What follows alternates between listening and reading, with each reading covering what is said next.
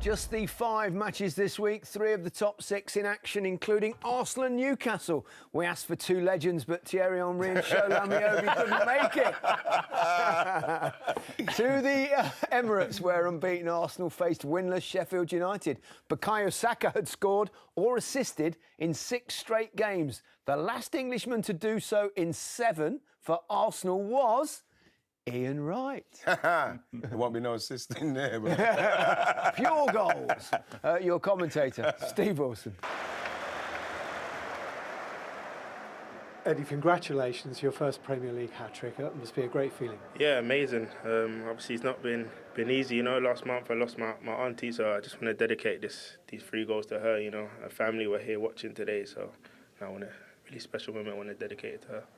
The first half to the second half was chalk and cheese. Although Arsenal had a lot of the ball first half, I think Wes had 1 save to make. But second half, the goals were really poor, what we conceded. But it's probably a reflection of how I felt the game was. They outfought us as well as outplayed us in the second half. We know we're down to bare bones and we're missing some big personalities and some physicality. But the boys were stepping there on the pitch, the boys who were getting the opportunity, need to grasp it. We had a really emotional week. We're traveling, playing 2 very, very tough away games. And today was a very different context. You know, we had to be prepared for that and we had to be patient. But as well, we had to do certain things better than the first half, to attack them better, to create them more problems, be more of a threat and play the game where we want it. I don't know if you know this, there's only 2 Arsenal players who've ever scored 4 goals in a Premier League game. Thierry Henry, Andre Arshavin.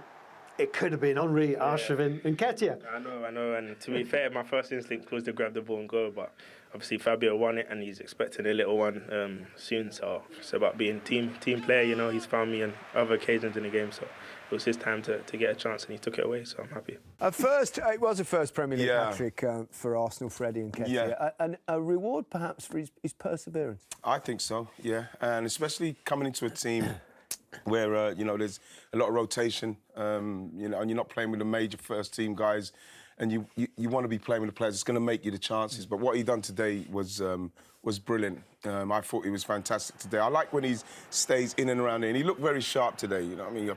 The defenders were very poor, but at the same time, he was very sharp. And it's really interesting because this defender does something I've never seen before. He's actually... When this ball comes into Eddie Nketiah, by the time he actually pushes him out of his eyesight. Now he can't see him at all. So, and then the touch is brilliant, then that's a fantastic finish. I do like when he's in and around it, but look at this: the touch back across him, and then it's the composure. And this is what I think that Eddie's got. He's got that all day long in the box stuff. This was a good one because he's very aggressive. I didn't think Luke Thomas was strong enough to deal with how Eddie. The mood Eddie was in today. When you look at his movement here and how aggressive and quick it is, it's like bam, bam, and he's in. Luke's all over the place, and then he just smashes into the net. The last one, what I like about the last one, this is about the confidence. What a goal! This is about the confidence. Again, defending was very, very poor. Instead of getting tight to him, he's dropped off him. And what is good about this is that he's not even thought twice. 25 yards out. And that's where the confidence is coming in. And that's what you want him to take into every single game, to take those chances and get that kind of opportunity and smash it like that. Sweet as. Delighted for him. Great goal.